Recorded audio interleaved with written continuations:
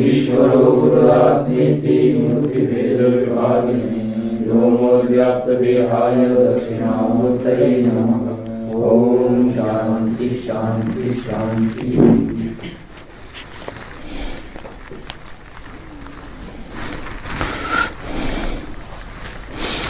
तो यहाँ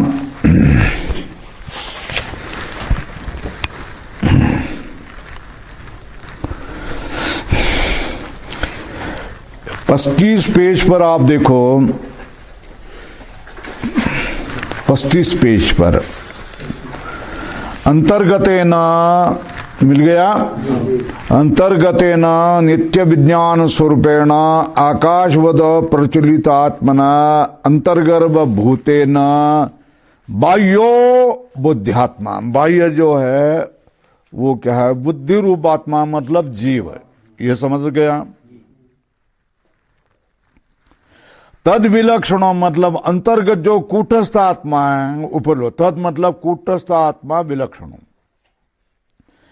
कैसे? स्वल्पविराम देखो, अग्नि की अर्ची होती है ना, अग्नि शांत रूप से जलता रहता है, मगर अर्चियां तो लप लप लप लप लप करती है कि नहीं, ऊपर नीचे जाती है ना। वैसा ही अंतर्गर्भ होने वाला जो आत्मा है वो कूटस्थ आत्मा जैसा का तैसा होता है, मगर बाहर वाला जो जीव रूप आत्मा है वो बुद्धि के अनुसार अंदर बाहर जाया जाया करता है। उसको ही बोध होता है, उसको ही क्या होता है? अबोध होता है। तद विलक्षणों मतलब कूटस्थ विलक्षणों। स्वल्परम कैसे? अग्नि से भिन्न जैसे अर्ची आया जाया करती है। प्रत्यय आविर्भाव तिरोभाव धर्म कर ही विज्ञान भास रूप ही अनित्य ही अनित्य विज्ञान आत्मा मतलब जीव। यहाँ सुखी दुखी अभ्युपगतो लौकिक ही।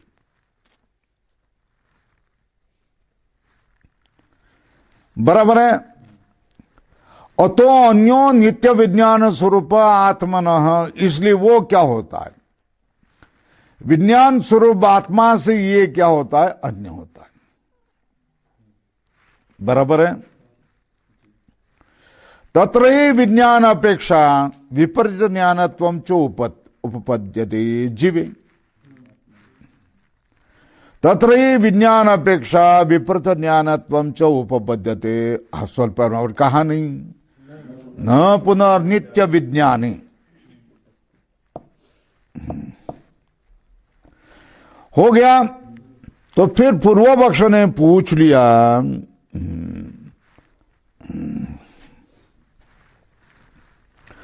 लोक और अनुभव का विरोध तुमने किया, मगर शास्त्र का विरोध परिविरोध नहीं किया। तत्वमसि ये बोध उपदेश ये कैसा ज्ञान रूप के लिए, विज्ञान रूप के लिए कैसा संगत होगा? शक्य नहीं होगा।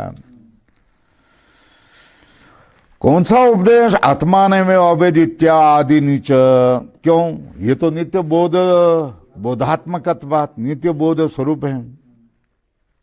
नहीं आदित्यो अन्येन प्रकाशते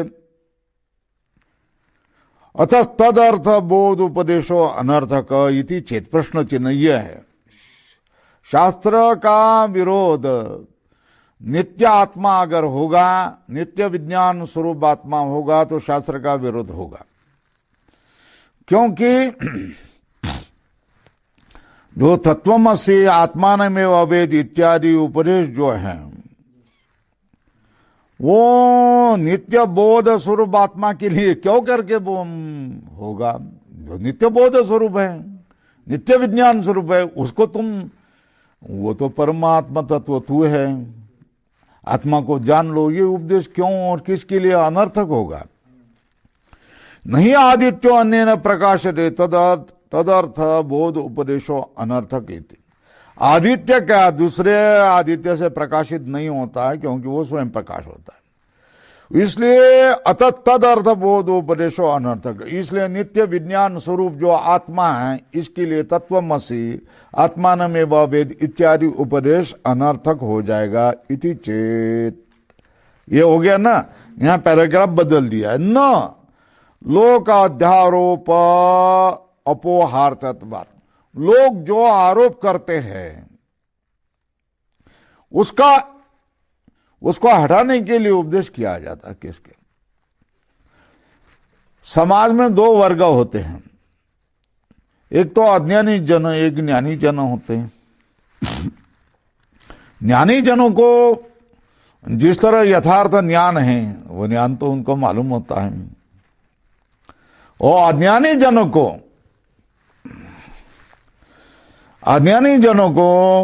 तो ज्ञानी जैसा ज्ञान नहीं होता है। वो तो वस्तुभूत पदार्थ पर अनेक आरोप कर लेते हैं, और अज्ञानी जनों की संख्या तो बहुत होते हैं। मनुष्याणाम सहस्रेषु बोला है ना, ज्ञानी कैसा होता है? मनुष्याणाम सहस्रेषु, एक ही होता है। हजारों में लाखों में एक ज्ञानी होता है। नोबेल पारितोषिक विजेता तो ये कोट करोड़ों में, 10 करोड़ में, 100 करोड़ों में एक ही होता है। बराबर है।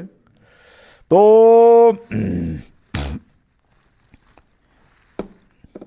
अज्ञानी लोग हमेशा ही क्या करते हैं?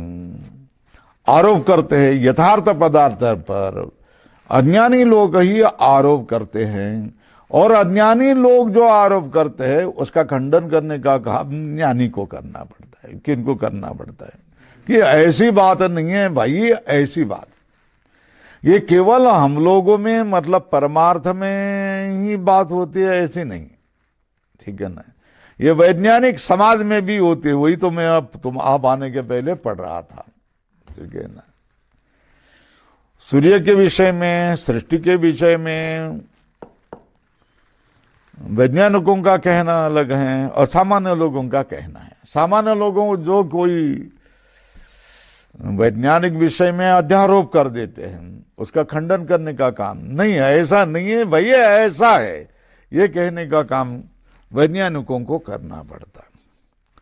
उसी तरह तत्वज्ञान में भी सामान्य लोग जो कोई यथाभूत पदार्थ पर आरोप करते हैं, उसको ही हटाने का काम ज्ञानी और तत्वदर्शी लोगों को करना पड़ता है। बराबर है। तो कहते हैं तो तत्वमसि या अहम ब्रह्मास्मि या आत्मानमेव वेद, आत्मारेवा द्रष्टव्या श्रोतव्या मंतव्या इत्यादि, ये जो उपदेश है ये सार्थक है। ये सार्थक इसके लिए है कि अंतिम लोग जो आत्मा पर अध्यारोप किए हुए होते हैं उसका तो हटाना पड़ेगा ना, खंडन करना पड़ेगा। किसको? जो मनुष्याणाम सहस्रेषु, जो एक जानने वाला होगा, उसको वो क्या अध्यारोप हटाना पड़ेगा। लोग अध्यारोप अपोहार्थत्वात्, सर्वात्मनि ही नित्य विज्ञान है। सर्वात्मा है, नित्य विज्ञान है। बुद्ध्यादि अनित्य धर्मा लोकर अध्यारोपिता। ये समझ में आया क्या? आत्मा कैसा है? नित्य सर्वात्मा है। सबका सब वस्तु में फैला हुआ जो एक तत्व है ना, वही आत्मा तत्व है। सबका जो आत्मा है, आत्मा, इसका अर्थ ये हो जाता है सबके अंतर्गत होने वाली एक सूक्ष्म और व्यापक वस्तु जो एक ही है, उसको हम क्या कहेंगे? आत्मा कहेंगे। क्या कहेंगे? सब में फैली हुई है, सबको ताकत, शक्ति, सत्ता देने वाला जो एक ही पदार्थ सब में ऐसा व्याप्त फैला हुआ, ओतप्रोत भरा हुआ है, ऐसी कोई तो वस्तु है, तभी तो तुम चलते हैं, मैं चलता हूं, ये चलता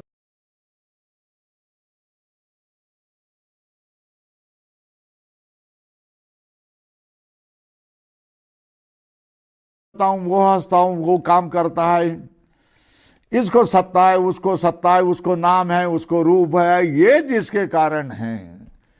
ऐसे सब वस्तु में, सब शक्तियों में सब स्रोतों में फैली हुई जो एकमेव वस्तु है उसको क्या कहा जाता है? हमारे लोगों ने क्या नाम रखा है उसको? वैज्ञानिक स्वरूप में क्वार्क्स या स्ट्रिंग, मतलब सूत्र, ऐसा ही कहा गया। हम जो पढ़ते हैं ना, कोई लोग पढ़े, अच्छी पुस्तक आए है, तो इसकी कल्पना हजारों साल पहले हमारे मनुष्यों ने की है। जब विज्ञान हम पढ़ते हैं और विशेषता हमारा जो अद्वैत तत्व ज्ञान है, ये हम जब पढ़ते हैं तब बहुत ही क्या है, साम्य है, बहुत जगह साम्य है ऐसा लगता है। विशेषता विश्व की उत्पत्ति में तो सर्वात्मनि ही नित्य विज्ञानी, वो सर्वात्मा है। सर्वात्मा इसका अर्थ क्या है? सब वस्तु में व्याप्त हुआ प्रथम तत्व, ठीक है ना।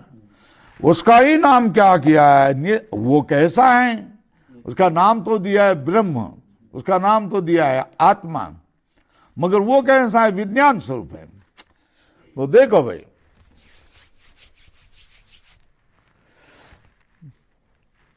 जड़ा और चेतन वस्तुएं हैं। उस जड़ा और चेतन वस्तुओं में एकमेव तत्व कौन सा? ऐसा विचार हो जाने पर जो सब में सबको सत्ता दिया हुआ होता है। नाम रूप भिन्न हमको दिखाई देते, फिर भी इस नाम रूप के अंतर्गत कोई एक तत्व होना चाहिए, यह आग्रह हमारे प्राचीन मनुष्यों का, ऋषि मुनियों का है। क्या ये उनका एक समझ थी, क्या थी? ये जो नाम रूप दिखाई देता है वो आता है, जाता है, उड़ता है, सब हो जाता है, इसकी ये कोई सत्य नहीं है। तो इनके पीछे कोई ना कोई ऐसे एक सत्ता होनी चाहिए, कोई ना कोई कुछ न कुछ ऐसी बात होनी चाहिए जो नित्य है। और उस नित्य तत्व को उन्होंने नाम देने का काम कर दिया। क्या नाम? एक तो आत्म तत्व, एक तो क्या किया है? ब्रह्म तत्व। इस विशिष्ट एक पिंड का है, ये जो हमारा शरीर, इंद्रिय, मन, बुद्धि,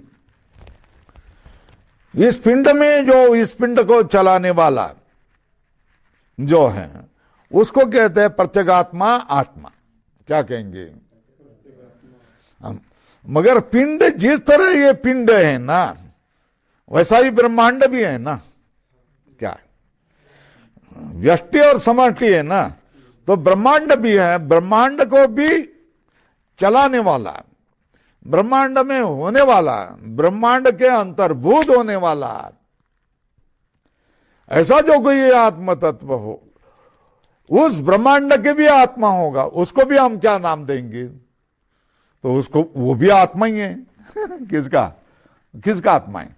ब्रह्मांड का आत्मा है। तो एक शरीर में रहा हुआ आत्म तत्व और सब शरीरों में फैला हुआ आत्म तत्व, समष्टि और व्यष्टि का भी विचार हुआ।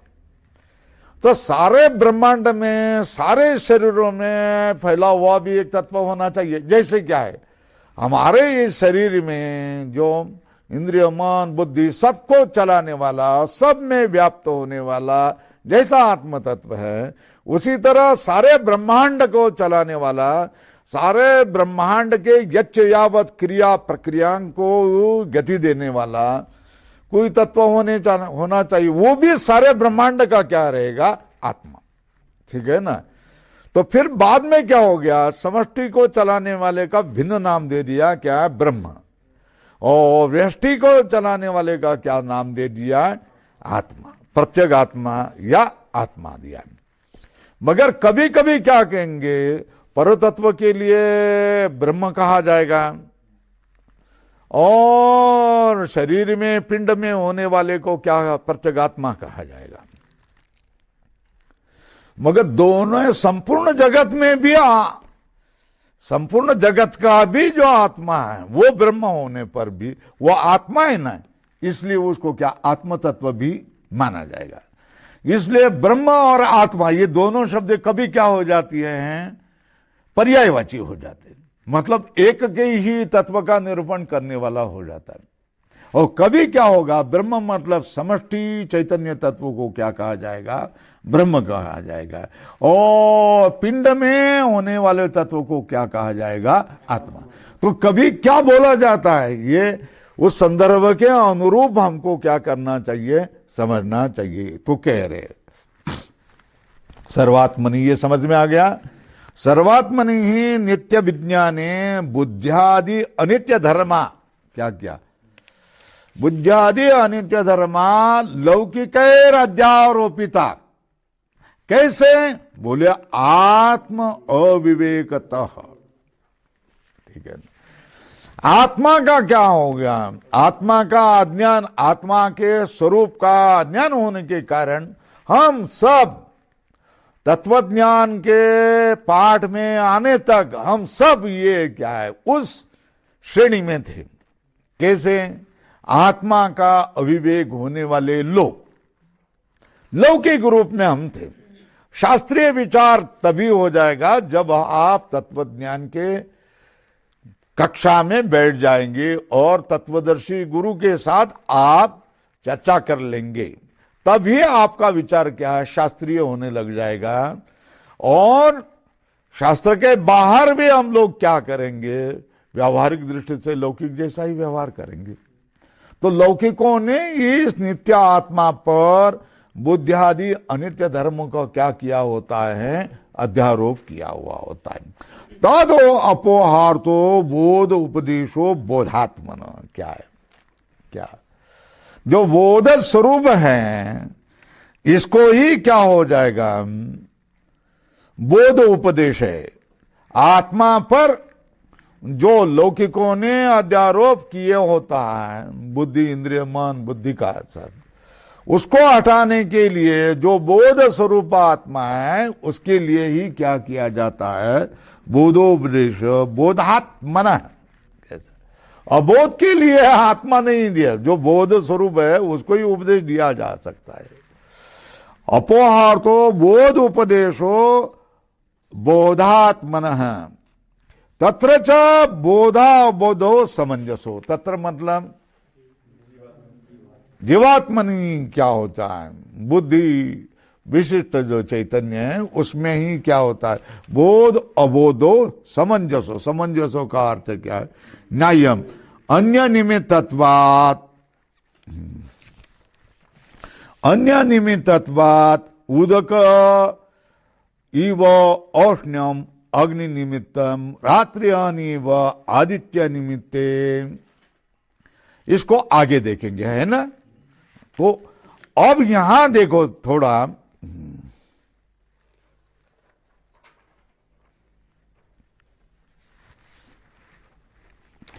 इधर टीका में देखो,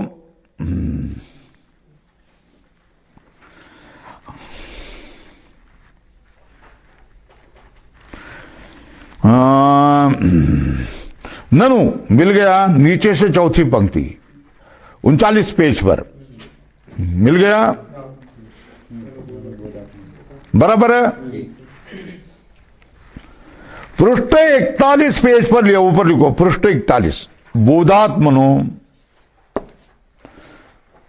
जो बोधात्मा है, ज्ञान स्वरूप है, उसका न अबोध, अबोध न समंजस। मतलब वो जो बोध स्वरूप ही है उसमें अबोध कैसा हो सकता है, खुद समझ में आया क्या, अबोध कैसा हो सकता है। ननु बोधात्मनो न बोध, बोधात्मनो अबोध न समंजस। क्यों नहीं, ननु बोधात्मनो न अबोध समंजस। क्यों, प्रकाश अप्रकाश योर विरोध प्रसे। टीका में देखो, मिल गया क्या, हाँ,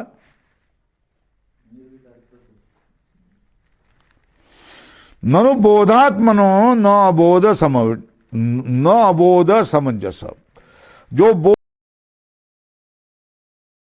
और अबोध, बोध स्वरूप जो है उसमें अबोध समंजस। हमारे में पाठ है प्रकाश और अप्रकाश और विरुद्ध प्रसिद्ध है। ठीक है ना, ठीक है ना, हो गया। देखेंगे आगे। देखो पहली क्या बात होगी, जो बोध स्वरूप है उसमें अबोध संभव नहीं। क्यों? जहां प्रकाश है वहां अंधार शक्य नहीं। बराबर, पाठ बराबर लग गया क्या? जहां प्रकाश है वहां अंधार संभव नहीं, इसलिए बोध स्वरूप है वहां क्या होगा, अबोध शक्य नहीं। हो गया। अब आगे देखो, बोध भी, बोध किसका है वो पाठ है कि नहीं? देखो, बोधोपि च बोधात् मनः न समंजस स्वल्पराप निर्विकारत्वात्, ये पाठ नहीं होना चाहिए, है ना? तो ये पाठ आपको लिखना पड़ेगा। प्रकाश अप्रकाश और विरोध प्रसिद्ध है, बोधोपि च बोधात् मनः, आगे न समंजस तक लिखना पड़ेगा आपको। क्या है, कितना लिखना पड़ेगा? नवीन पुस्तक में क्या कितना लिखना पड़ेगा? प्रसिद्ध है, पूर्ण विराम, बोधोपि च बोधात्मनः न समंजस निर्विकारित्वात् है। बोधोपि च बोधात्मनो न समंजस, हो गया? क्यों? निर्विकार, वो पाठ है। तो देखो विधान क्या है, जो बोध स्वरूप है ना, उसमें अबोध नहीं हो सकता है, जो प्रकाश और अप्रकाश का विरोध है। फिर बोध स्वरूप है ना, उसको बोध भी कैसे कर सकते हैं? जो बोध स्वरूप है उसमें अबोध नहीं हो सकता। क्यों? विरोध, ठीक है ना? अच्छा, बोध है, उसको बोध भी कैसे कर सकते हैं? वो तो निर्विकारी है। जो बोध है, नित्य ज्ञान वाला है, बोध स्वरूप है, उसको भी बोध तुम कैसे करेंगे? वो भी तो क्या है, निर्विकारी है। क्या है? निर्विकारित्वान। तो प्रश्न आ गया, कथम बोधात्मनो बोध उपदेश सार्थिक सार्थक प्रश्न चिन्ह। ठीक है ना? तो बोलते हैं तत्र छ बोध अबोध समंजसो। तत्र के ऊपर क्या टिप्पणी लिख के दी है? अहंकारादि अवच्छिन्ने चैतन्य जीवे, ये लिखो।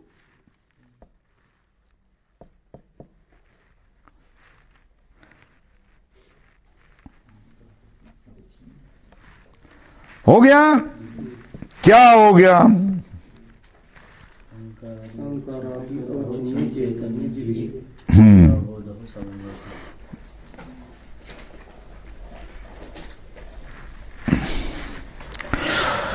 तो बोलते हैं बोधात अन्यस्य तत्र ही, बोधात अन्यस्य अबोधात्मकत्वेन अबोधाश्रयत्व न समंजसन। बोध से अन्य माने, जो बोध स्वरूप है उससे अन्य माने, तो वो कौन होगा? अबोध स्वरूप होगा। ठीक है ना? बोध है, जो बोध स्वरूप है, उस बोध स्वरूप से अन्य जो कोई होगा वो कैसा होगा? अबोध स्वरूप। दो बोधात अन्य से अबोधात्मकत्वेन, वो क्या है? अबोध का आश्रय होगा। ये कैसे क्या समझ में आ जाएगा? कैसा बनेगा? बोध से जो वस्तु अन्य है वो अबोधात्मक है, वो अबोधात्मक वस्तु अबोध की आश्रय होगी। ये कैसा शक्य है? तो अबोधाश्रयत्व न समंजसम स्वल्परम। क्यों? आत्माश्रयत्व प्रसंगान, स्वयं ही स्वयं का आश्रय बनना, यह बोध होगा। अबोध का आश्रय कौन? अबोध। यही हो जाएगा। इसको कहते हैं आत्माश्रय। स्वयं ही स्वयं का आश्रय बोलना, इसको क्या कहा जाता है? आत्माश्रय। आत्माश्रयत्व प्रसंगात एक बात होगा, और अबोध स्वरूप ही होगा तो उसकी निवृत्ति ही नहीं होगी ना। कैसे निवृत्ति होगी? उसका स्वरूप ही अबोध है तो निवृत्ति कैसी हो जाएगी? दो दोष आ जाते। कौन सी? आत्माश्रयत्व प्रसंग। दूसरी क्या है? अनिवृत्ति प्रसंग। किसको माने तो? बोध से अन्य अबोध को ही अबोध का आश्रय माने तो कौन से दोष आ जाते? एक तो आत्माश्रय, और दूसरा कौन सा? अनिवृत्ति प्रसंग आ जाता है। स्वल्पराम तस्य बोध असंभवात, उसके लिए तस्य का अर्थ है अबोध, अबोध असंभवान। तमस कभी प्रकाश का आश्रय होता है क्या? अंधकार कभी प्रकाश का आश्रय होता है क्या? नहीं। तो अबोध है, ये बोध का आश्रय कभी हो सकता है क्या? कभी भी नहीं। ठीक है ना? तस्य मतलब अबोध स्वरूप से बोध असंभवान। इसलिए निर्णय क्या करना पड़ता? परिशेष से क्या करता? क्या देखो, बोधाद अन्य कौन? वो अबोध, अबोध का आश्रय हो सकता है? क्यों नहीं हो सकता है? और हाँ हाँ, अनिवृत्ति प्रसंग। ठीक है ना? फिर वो तो अबोध बोध का आश्रय बन सकता है क्या? नहीं। क्यों? तस्य बोध असंभवात, अबोध के लिए बोध करना कैसा शक्य है? ठीक है ना? आत्माश्रय तस्य बोध असंभवात। क्यों? तमस प्रकाश आश्रयत्व न दृष्टम। क्या है? अबोध ये बोध का आश्रय रहेगा, ये कहीं देखा नहीं गया। प्रकाश का आश्रय तम होता, ये कभी दिखाई नहीं दिया है। ठीक है ना? तस्य बोध असंभवात, तो निर्णय क्या होगा? बोध से अन्य कौन? अबोध। वो अबोध किसका आश्रय नहीं बन सकता है? अबोध का। तो फिर बोध का हो जाए? बोध का भी नहीं हो सकता है। ठीक है? बोध अबोध का आश्रय कौन नहीं हो सकता है? अबोध नहीं हो सकता है। बराबर है? ठीक है ना? बचा कौन फिर? तो फिर बोध और अबोध का आश्रय बोध है, ऐसा माने तो बराबर है। तो बोलते हैं तस्मात् बोधात्मन एव अबोध। बराबर है? तस्मात् बोधात्मन एव अबोध समंजस। स्वल्प परिशेषात विरोध असिद्धि। क्यों? जो बोध स्वरूप है, बोधात्मन एव अबोध, बोध के लिए ही क्या होगा? बोध स्वरूप है, उसका ही क्या होगा? अबोध होगा। समंजस। और परिशेषात विरोध च असिद्धे। बराबर है?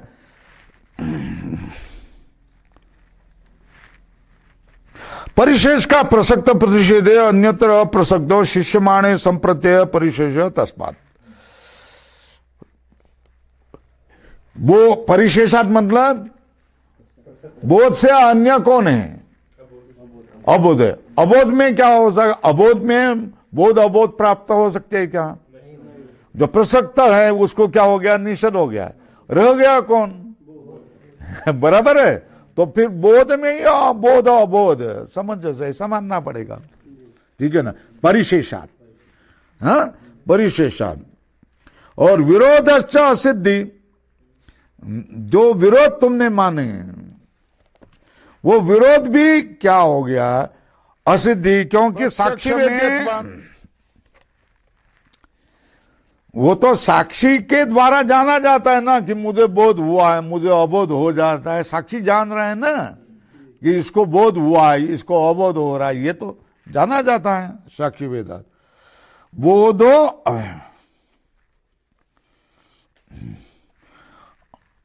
अबोधस्य, अबोधस्य मतलब ब्रह्म नाहम जानामि।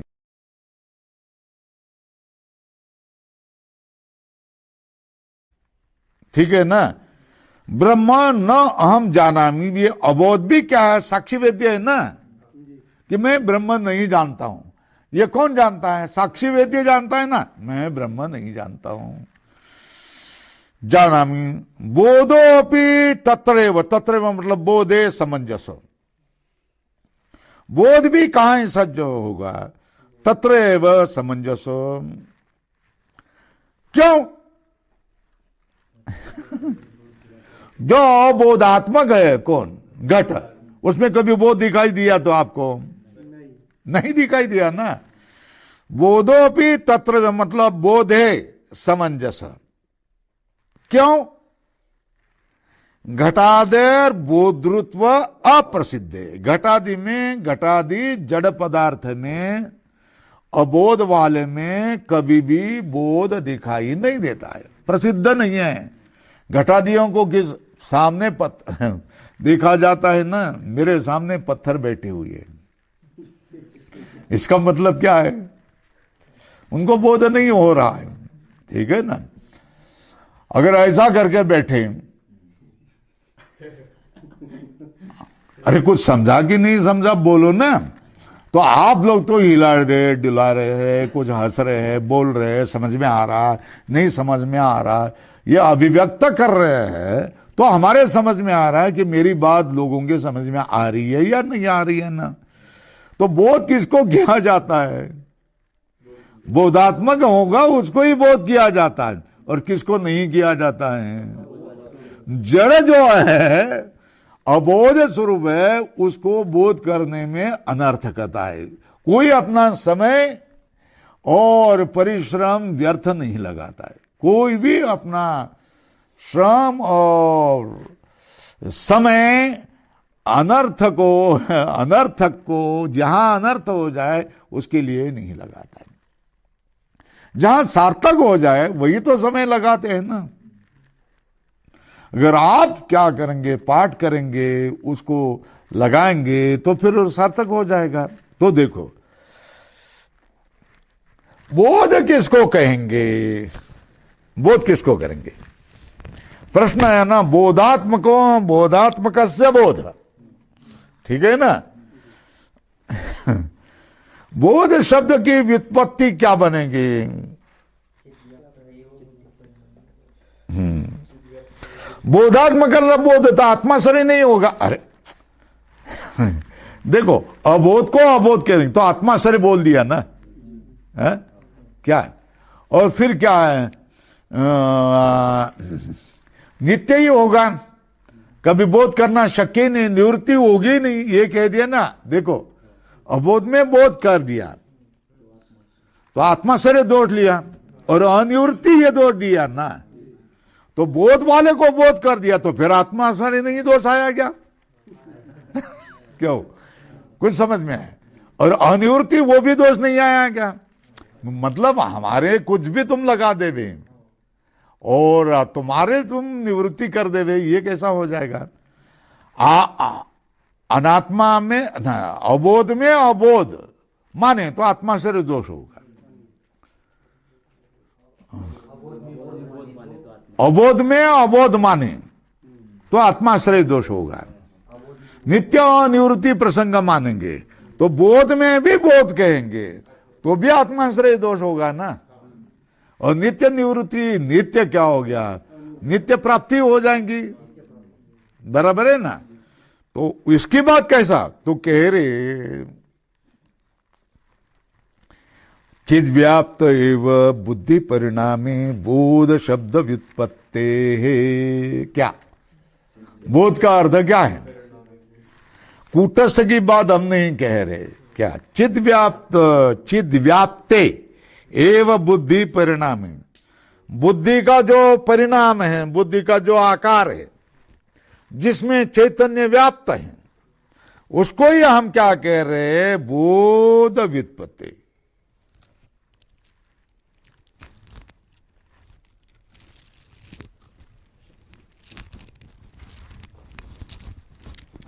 ठीक है ना। बोध का अर्थ क्या है? चिद व्याप्त एवं बुद्धि परिणाम को ही बोध होगा, हो ना। मतलब वृत्ति रूप ज्ञान। वृत्ति रूप ज्ञान मतलब क्या है? चैतन्य व्याप्त बुद्धि का जो परिणाम है, इसमें ही क्या किया? बोध शब्द व्युत्पत्ति अधोरेखा करो। बुद्धि का परिणाम जिसमें चैतन्य व्याप्त है, फल की व्याप्ति हुई है, उसको ही क्या किया है? बोध शब्द। इसलिए परिणामी अंतःकरण उपहितस्य बोधात्मनो बोधवत्वम सामंजस्यम इत्यर्थत्वे। ठीक है, इसलिए क्या कहेंगे? अंतःकरण से उपहित जो बोधात्मनो,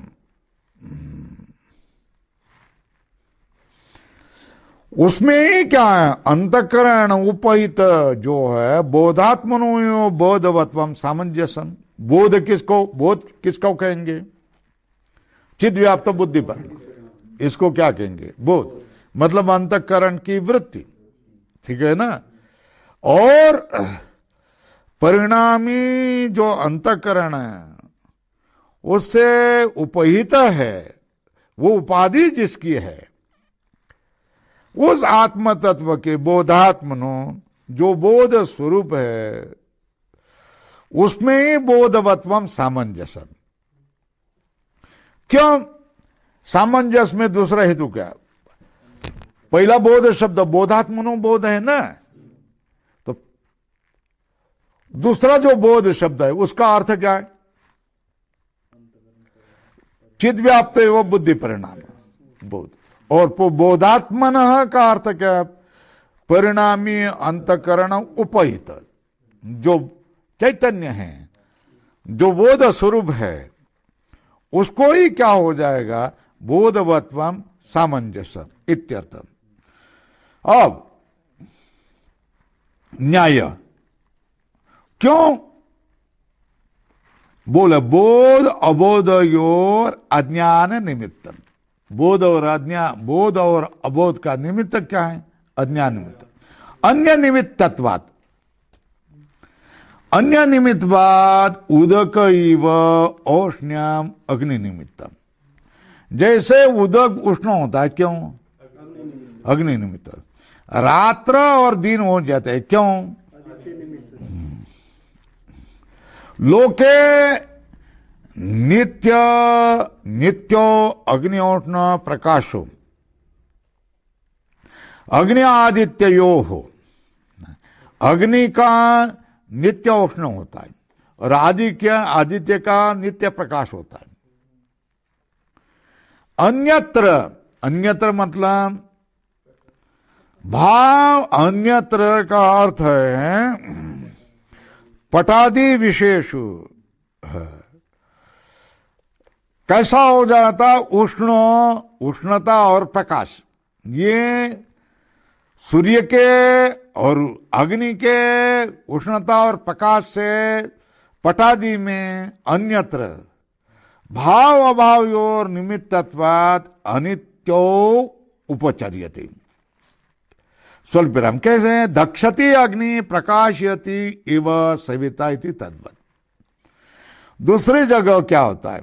अग्नि जल रहा है, प्रकाशयति सविता, ये कहा जाता है? अग्नि क्या है? उष्णता, ये स्वरूप है। सविता का क्या है? ये प्रकाश, ये स्वरूप है। फिर भी अध्यारोप किया जाता है। क्या अध्यारोप किया जाता है? धक्षति अग्नि और प्रकाशयति सविता, यह अध्यारोप किया जाता है ना।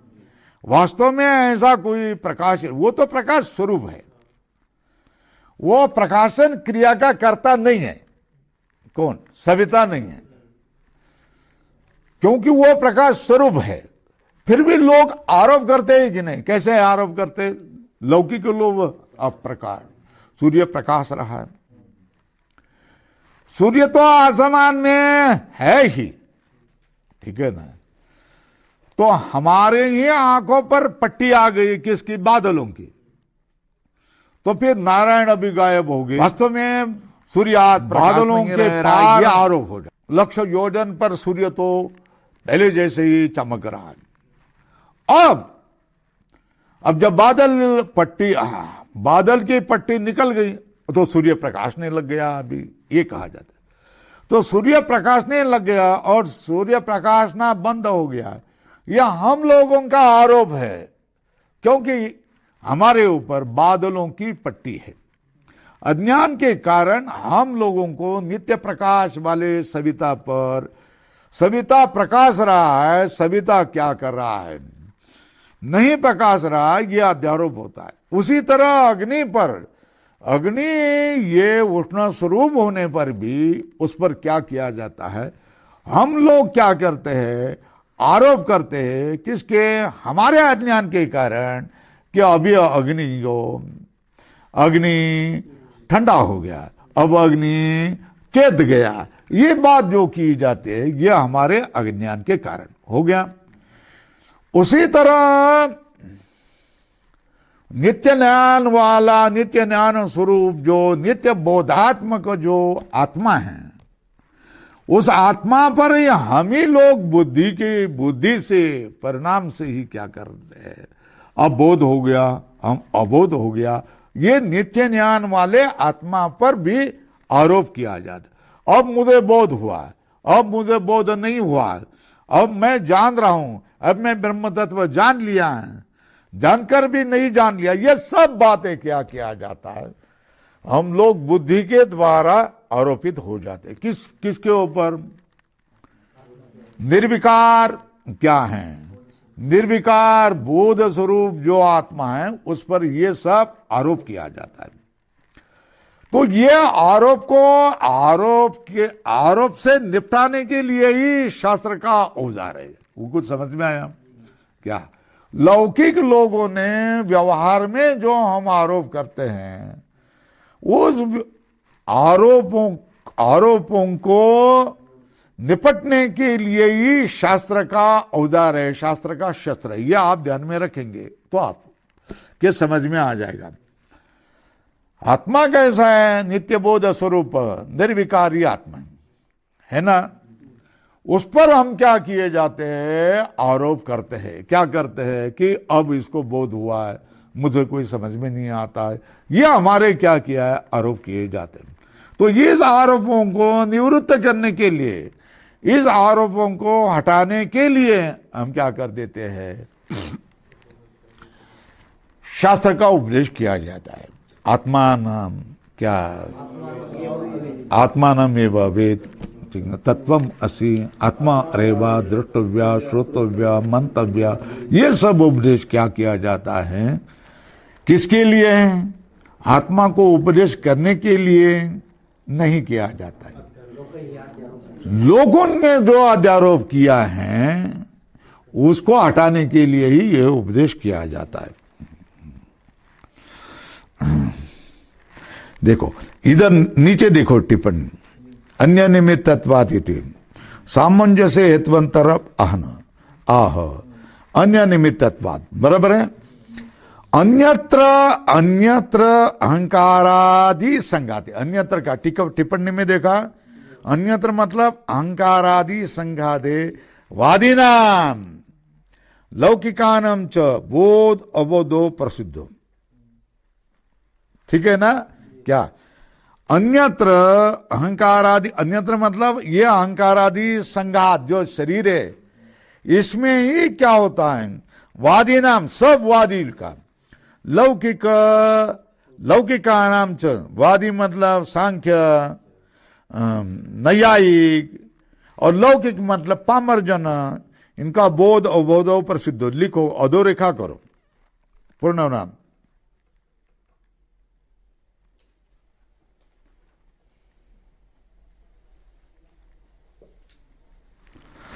वो किसके हैं? तौ च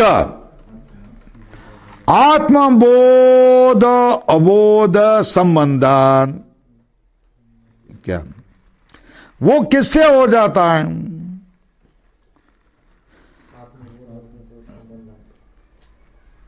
आत्मबोध अबोध संबंधात, आत्मा के बोध मतलब अंतःकरण की वृत्ति रूप वृत्ति, अवच्छिन्न वृत्ति संबंधात, ये क्या होता है? अहंकार आदि संघात में, इंद्रिय मन बुद्धि में जो क्या हो जाता है, जो संघात है, उसमें भी लौकिक लोगों का बोध और अबोध प्रसिद्ध है। वो लौकिक लोगों का बोध और अबोध प्रसिद्ध किसके कारण? यह आत्मा निमित्तवाद। उसका कौन है? स्वरूपेण जो आत्मा नित्य ज्ञान है वही उसका निमित्त है। कैसे? उदक जो क्या दिखता है, उष्ण लगता है। कैसा लगता है? क्योंकि वहां उसमें अग्नि का संबंध होता है। स्वरूप से उष्ण कौन है? अग्नि है। उदक में अग्नि कैसा आया? अग्नि संबंध, क्या अग्नि संबंधात। उदक में उदक और अग्नि का संबंध हो गया, इसलिए उदक में क्या हो गया है? हाँ, तो बोध और अबोध वादी लोग और लौकिक लोग किसमें मानते हैं? अहंकार आदि संघात है। वादी नाम लौकिका नाम तो बोधो प्रसुर तौ आत्मबोध अबोध संबंधात इति आत्मनो मुख्यो बोधा बोधो। ठीक है ना? आत्मा के ही बोध अबोध से ही क्या हो जाता है? वो अहंकार आदि संघात में बोध अबोध होता है। इसलिए आत्मनो मुख्यो बोधा बोध, बोध और अबोध क्या होता है? आत्मा का ही क्या होता है? मुख्य बोधा बोधो। आत्मबोध संबंधात, यह अहंकार आदि संघात में वो चला जाता है। यद संबंधात अन्यत्र यद उपचर्यते तत्तत्र मुख्यम। क्या कहा? जिसके संबंध से, आत्मा संबंध से, अन्यत्र मतलब अहंकार आदि में, यद उपचर्यते बोधाबोधो उपचर्य, तत् मतलब बोधाबोधो, तत्र मतलब आत्मनि मुख्यम। हो गया क्या? यद संबंधात मतलब आत्मा संबंधात, अन्यत्र मतलब अहंकार आदि संघाते, यद उपचर्यते मतलब बोधाबोधो उपचर्यते, तत्र मतलब आत्मनि मुख्यम। बराबर है। और बताते हैं स्वल्प, यथा अग्नि संबंधात उदकस्य औष्ण्यम उपचारेण। मुख्य उष्णता किसकी है? हाँ, उदक में उष्णता कैसे है? हाँ, अग्नोतन मुख्यम इत्यर्थ। हो गया। और देखो, आत्मनिमित्तो चेत अन्यत्र बोधा बोधो। क्या? अब शंका आ गई, आत्मा अगर निमित्त होगा, अन्यत्र मतलब अहंकार आदि संघात में बोध और अबोध हो जाएंगे, तरी तन निमित्तत्वात् आत्मनो व्यापारवत्त निमित्त होता है ना। घट का निमित्त कौन होता है? कुलाल। व्यापारवान कुलाल होता है कि नहीं होता है? तो अगर निमित्त कारण मानते हो कौन? बोध रूप आत्म तत्व को, तो वो निर्विकारी नहीं रह जाएगा, विकारी बन जाएगा, व्यापार वाला बन जाएगा। निमित्त मानते हो तो हो गई बात। तो बोलते हैं यथा अग्नि संबंधात उदकस्य उष्ण उपचार अग्नौ तन मुख्यम इत्यर्थ। आत्मा निमित्तो चेत अन्यत्र बोधा बोधो। आत्मा का निमित्त से ही अन्यत्र मतलब अहंकार आदि संघात में बोध अबोध होगा, तरही निमित्तत्वात् आत्मनो, आत्मा निमित्त बनने से व्यापारवत्व प्रसंग। पूर्ण विराम। निमित्त दोन प्रकार के होते हैं, ठीक है ना? एक व्यापारवत निमित्त, ठीक है ना? और दूसरा क्या? केवल अस्तित्व रूप निमित्त। कुछ समझ में आया? ऊपर लिखो, निमित्तम द्विप्रकारकम, ठीक है ना? एक व्यापारवत निमित्तम, एक दूसरा अस्तित्व रूप निमित्तम।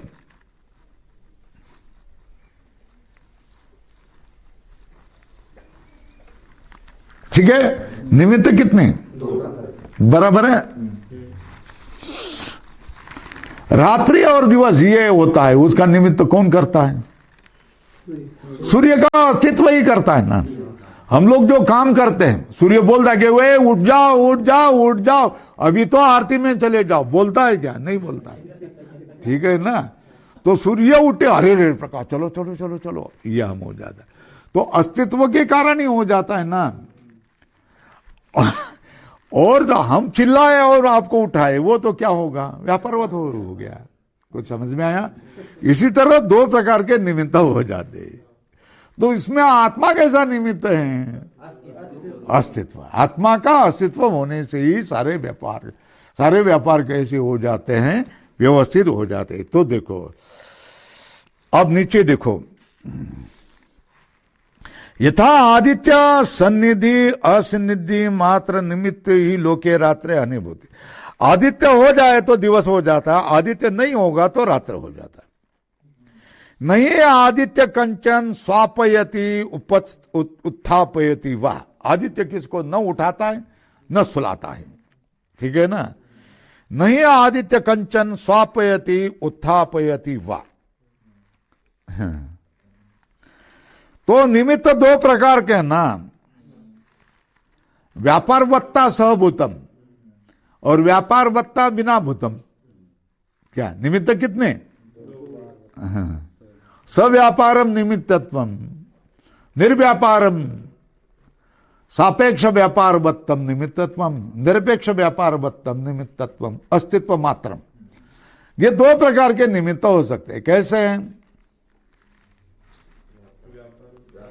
व्यापार होना ही चाहिए तभी निमित्त हो जाए, ऐसा नहीं है। केवल अस्तित्व मात्र से ही क्या हो जाता है? निमित्त होता है। देखो, उधर बकबक कर रहे हैं, बकवास कर रहे हैं सामने, मैं इधर से चले गया,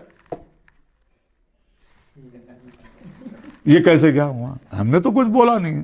और घबराते क्यों? बोलो ना कुछ जो बोलना है, ठीक है ना। ये कैसा हो जाता है? चिड़ी चुप कैसे हो जाती है? ये अस्तित्व है। स्वामी जी के मन में कुछ है भी नहीं, देखा भी नहीं है, कुछ भी नहीं है, फिर भी स्वामी जी आ रहे हैं, देखते ही क्या हो जाता है? सब चिड़ी चुप हो जाता है। तो स्वामी जी ने तो कुछ व्यापार नहीं किया है ना, न बोले, न गुस्सा किया, न कुछ नहीं किया, फिर भी उनकी छाया आभास होते ही क्या हो गया है? केवल क्या होता है?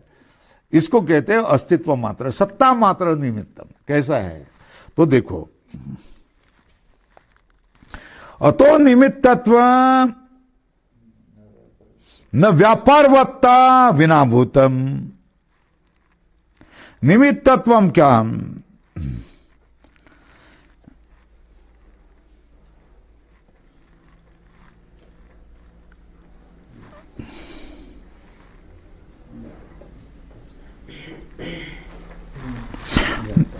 कल करेंगे। ओम पूर्णमदः पूर्णमिदं पूर्णात् पूर्णमुदच्यते पूर्णस्य पूर्णमादाय पूर्णमेवावशिष्यते।